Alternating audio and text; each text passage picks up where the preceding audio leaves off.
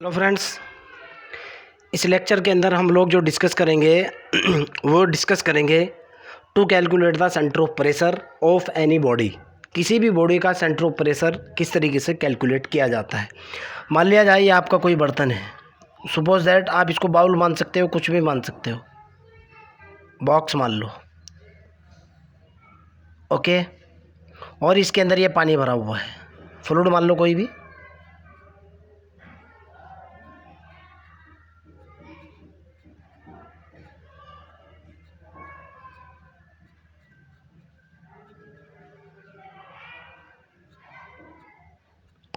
Clear है ना। और इस फ्लूइड के अंदर मान लिया जाए सपोज दैट ये मेरी कोई बॉडी है, थोड़ी सी बॉडी को डार्क करूंगा मैं।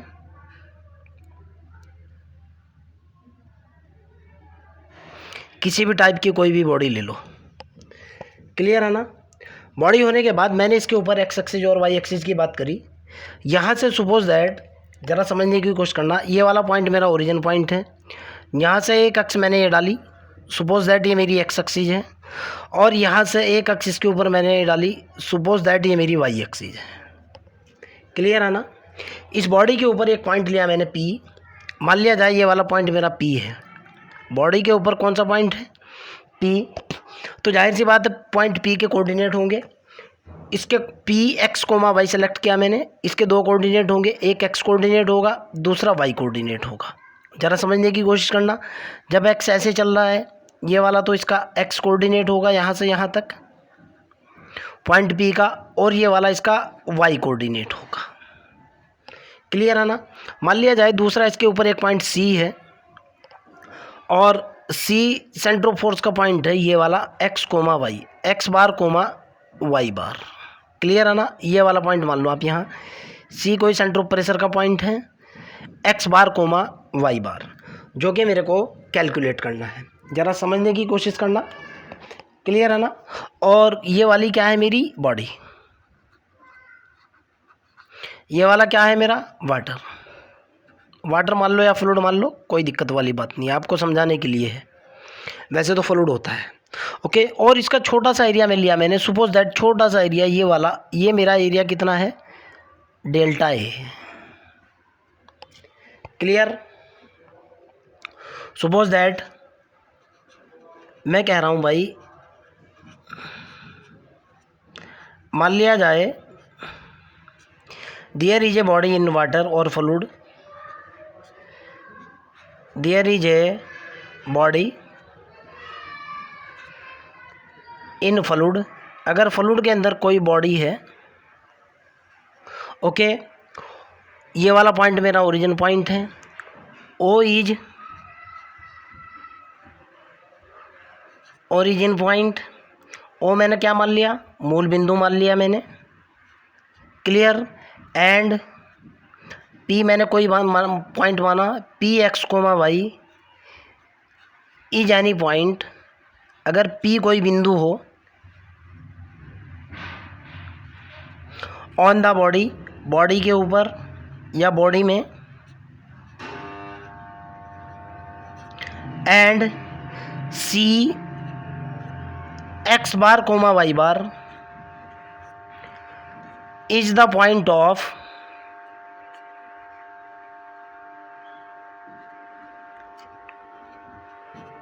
Centre of pressure. अगर सेंटर ऑफ प्रेशर का पॉइंट क्या हो भाई?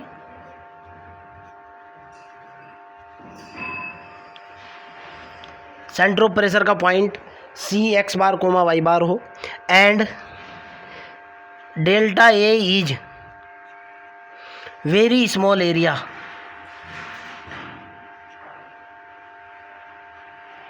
अगर delta A very small area हो, किसका भाई?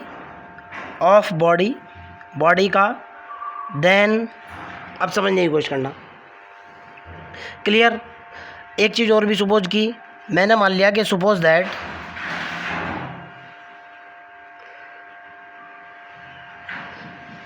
P is intensity of pressure, यानी प्रेशर का दबाव, इंटेंसिटी तीव्रता जिसको बोलते हैं, ऑफ प्रेशर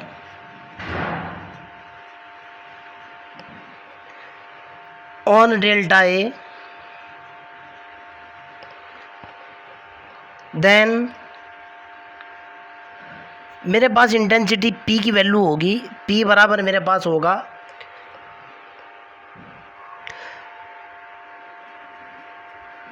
देन मेरे पास जो प्रेशर होगा बेटा, प्रेशर किसके ऊपर, ऑफ डेल्टा ए एरिया, यानी अगर छोटा सा एरिया डेल्टा ए है उसके ऊपर जो प्रेशर होगा बेटा वो होगा रो इंटू डेल्टा ए, सॉरी पी इंटू डेल्टा ए। कितना होगा भाई, वो होगा पी इंटू डेल्टा ए। ज़रा समझने की कोशिश करना, प्रेशर कितना होगा भाई, एक बार फिर लिख रहा हूँ मैं, प्रेशर डेल्टा ए के ऊपर होगा मेरे पास पी इंटू डेल्टा ए। अब आप ज़रा समझने की कोशिश करो जो मैं आपको बताने की कोशिश कर रहा हूँ।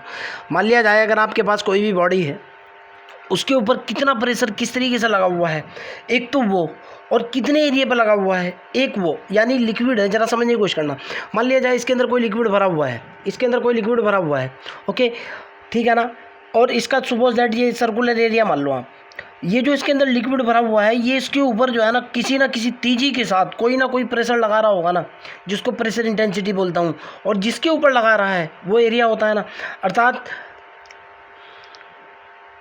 दाब बराबर जो होता है एफ अपॉन ए होता है ना, जानते हो ना आप, दाब बराबर बल बटे क्षेत्रफल होता है, लेकिन उस फार्मूले का यूज़ नहीं हो रहा है। ओके, दूसरे तरीके समझो, मान लिया इसके अंदर जो है ना ये जो है शहद भरा हुआ है यहाँ, ओके शहद का जो इंटेंसिटी होता है, जो प्रेशर ऑफ इंटेंसिटी होती है वो तो अलग होती है, पानी की प्रेशर ऑफ इंटेंसिटी वो अलग होती है, अगर तेल की प्रेशर ऑफ इंटेंसिटी की बात करूँ वो अलग होती है। ओके, अगर इसके अंदर जनरली कोई भी लिक्विड भरा हुआ है तो लिक्विड जो प्रेशर डाल रहा है किसी छोटे से एरिया के ऊपर, जिसको लिक्विड की खुद की इंटेंसिटी है, ओके वो इनटू इसका टोटल एरिया वो प्रेशर के बराबर होता है, अर्थात दिस इज फॉर्मूला। क्लियर, कोई दिक्कत तो नहीं है, छोटे से पॉइंट के ऊपर तो प्रेशर ये है। अगर मैं टोटल प्रेशर की बात करता हूँ, now total pressure of the body,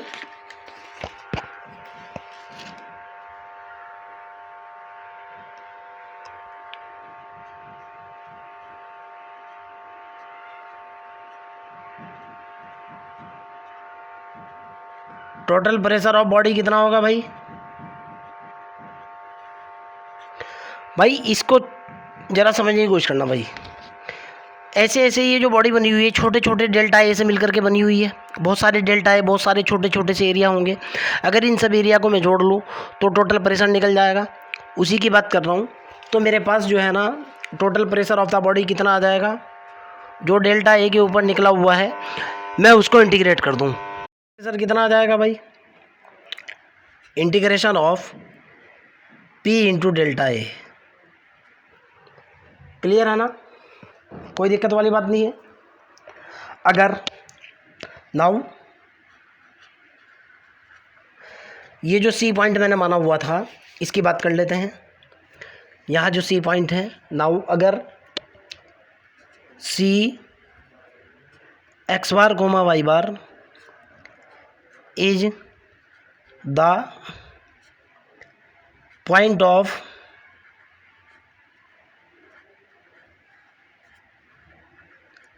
centre of pressure,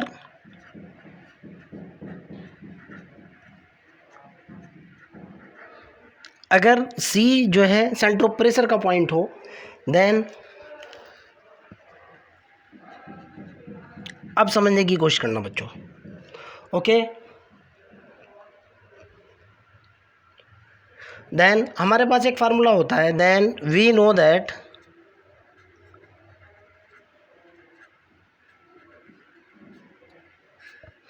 formula ये होता है हमारे पास, मोमेंट बराबर जो होता है बेटा,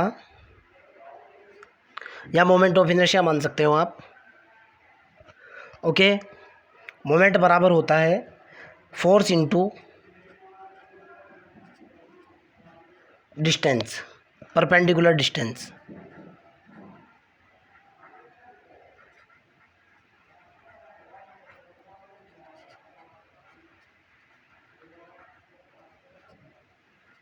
नाउ अगले वाला पॉइंट लिख रहा हूँ। Now by the theorem of moment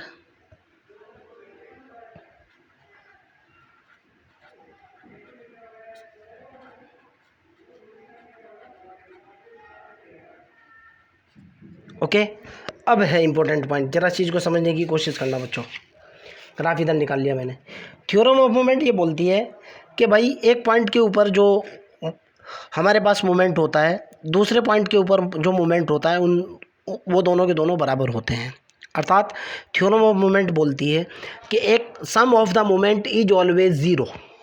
moment का सम जो है किसके बराबर होता है? ज़ीरो के बराबर होता है। फार्मूला क्या होता है? Force into perpendicular distance. Clear?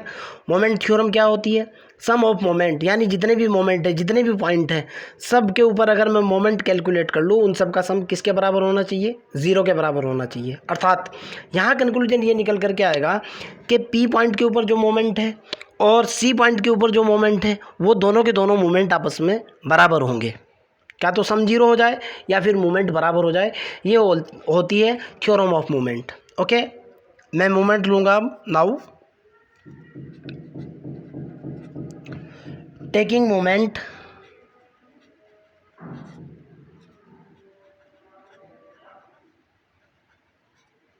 about y axis. y x के रिस्पेक्ट में मैंने क्या ले लिया भाई? मोमेंट ले लिया। y एक्सिस तो मेरी ये है। एक पॉइंट का मोमेंट देखो आप, एक तरफ तो होगा मेरे पास कितना, पहले सी का देखो आप। सी के लिए दूरी क्या होगी, ज़रा समझने की कोशिश करना भाई। ये मेरी बॉडी है, ये बॉडी मान लिया आपने। पी पॉइंट तो ये है, सी पॉइंट ये है, इसके कोऑर्डिनेट है एक्स बार कोमा वाई बार, इसके कोऑर्डिनेट है एक्स कोमा वाई। दूरी का जो मेजरमेंट किया जा रहा है वो यहाँ से ऐसे किया जा रहा है, ऐसे। ये ओरिजिन पॉइंट है, देखो आप ग्राफ का ये वाला पोर्शन उठा रहा हूँ। ओके, पी पॉइंट के कोऑर्डिनेट होंगे, एक तो ये कोऑर्डिनेट होगा, दूसरे वाला ये कोऑर्डिनेट होगा। ये तो मेरा एक्स एक्सिस है, ये मेरा वाई एक्सिस है। ओके, ये वाली दूरी तो होगी मेरी एक्स और ये वाली दूरी होगी मेरी वाई। आगे की तरफ चलते हैं। अगर सी की बात करूँ, सी पॉइंट अगर ये है, एक दूरी यहाँ से ये होगी, दूसरे वाली दूरी यहाँ से मेरी क्या होगी, ऐसे होगी, ऐसी होगी ना। ये वाली दूरी होगी मेरी कितनी, एक्स बार, और यहाँ से ये वाली दूरी कितनी होगी, वाई बार। आप समझो, पॉइंट सी से दूरी। ओके, तो मैं इस एक्स के रिस्पेक्ट में मोमेंट ले रहा हूँ। फार्मूला है फोर्स इंटू डिस्टेंस। ओके, तो फोर्स मेरा क्या है, फोर्स में कैलकुलेट कर चुका हूँ, P इंटू डेल ए। एक तरफ तो होगा मेरे पास कितना, एक्स बार। ज़रा ध्यान से सुनना, एक्स बार यहाँ से इस पॉइंट की लंबवत दूरी, यहाँ से ऐसे लंबवत दूरी। ओके, ज़रा समझने की कोशिश करो। वाई एक्सिस जैसे जा रहा है, यहाँ से ऐसे लंबवत दूरी, सी पॉइंट ये है, ये तो है मेरी एक्स बार इंटू फोर्स कितना लगा हुआ है, P इंटू डेल्टा ए बराबर पॉइंट P के ऊपर ये क्या होगा, पॉइंट P के ऊपर लंबवत दूरी कैसे है भाई, ये तो वाई एक्सिस है, ये ओरिजिन पॉइंट है, ये एक्स एक्सिस है, ये वाई एक्सिस है। यहाँ से पॉइंट P ऐसे है, पॉइंट P ये है, ये वाली दूरी यहाँ से इस पॉइंट से परपेंडिकुलर डिस्टेंस, ये तो x है ना, देखो ना परपेंडिकुलर डिस्टेंस, ये वाली दूरी तो x है। ओके, कितना होगा, integration of x into P into delta A. मेरे को सेंटर ऑफ ग्रेविटी का, सेंटर ऑफ प्रेशर का कोऑर्डिनेट चाहिए, तो यहाँ से x बार निकल करके आएगा कितना, integration of x into P into delta A divided by integration of P into delta A. Okay, समझ आ चुकी बात। आगे की तरफ चलते हैं। तो यहाँ से मेरे पास एक्स बार की जो वैल्यू निकल करके आई, so that X bar is equal to निकला मेरे पास, एक्स बार निकल करके आया integration of X P into delta A divided by integration of P into delta A. Similarly इसी प्रकार मेरे पास निकल करके आएगा, वाई बार की जो वैल्यू निकल करके आएगी वो होगी इंटीग्रेशन ऑफ एक्स की जगह वाई आ जाएगा, Y into P into delta A divided by integration of P into delta A. एक फार्मूला मेरा ये हुआ सेंटर ऑफ प्रेशर का, दूसरा फार्मूला मेरा सेंटर ऑफ प्रेशर का ये हुआ, अर्थात सेंटर ऑफ प्रेशर के कोऑर्डिनेट इस फार्मूले से और इस वाले फार्मूले से कैलकुलेट किए जाएंगे। ओके, एक फार्मूला ये हुआ, दूसरे वाला फार्मूला ये हुआ। इन दोनों फार्मूले की हेल्प से मैं क्या कैलकुलेट करूंगा, सेंटर ऑफ प्रेशर। अगर आपको यहां तक कोई डाउट हो, कोई प्रॉब्लम हो, you can directly ask me. आगे की तरफ चलते हैं भाई।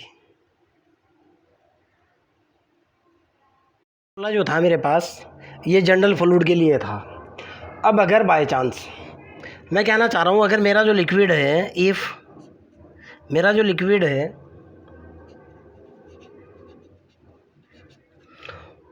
होमोजीनियस फ्लूइड अगर हो,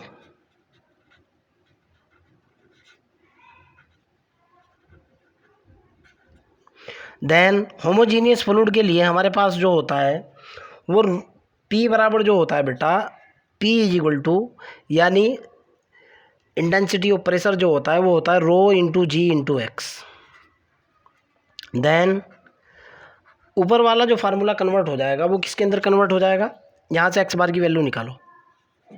x bar is equal to, ऊपर होगा इंटीग्रेशन एक्स, पी की वैल्यू डाली मैंने, rho g X D X upon integration of rho g X, sorry ये डी ए है बेटा, into D A. Rho g से रो जी कैंसिल हो जाएगा, एक्स बार की वैल्यू निकल करके आएगी इंटीग्रेशन ऑफ, ऊपर हो जाएगा एक्स स्क्वायर डी ए, नीचे हो जाएगा integration of x into D A. सवाल पैदा ये होता है कि सर क्या एक्स से एक्स को कट किया जा सकता है, मैं कहूँगा नहीं। आप कहोगे क्यों, ये जो डी ए है जिसके रेस्पेक्ट में इंटीग्रेशन हो रहा है, आप जानते हो एरिया बराबर होता है लंबाई इंटू चौड़ाई। ओके, यहाँ भी एक्स आ रहा है, अर्थात this is a variable quantity and this is also variable quantity, और इस तरह के इंटीग्रेशन के अंदर इस एक्स से इस एक्स को कट नहीं किया जा सकता। ओके, वाई बार की बात कर लेते हैं। वाई बार का फार्मूला क्या है हमारे पास, Y bar is equal to, यहाँ वैल्यू डाली मैंने, ऊपर होगा इंटीग्रेशन रो, ये हुआ X into rho into g into Y into delta A divided by rho g X into delta A. Rho g से रो जी कैंसिल, वाई बार का result निकल करके आया integration of X Y delta A divided by integration of rho, ये cancel हो चुका, ये हुआ X into delta A. Clear. Homogeneous fluid के लिए हमारे पास ये फार्मूला होगा जिसका मैं यूज़ करूँगा। आगे की बात करता हूँ। अगर बाय चांस नेक्स्ट केस लेकर के चलते हैं, अगर ऐसा हो जाए, सपोज दैट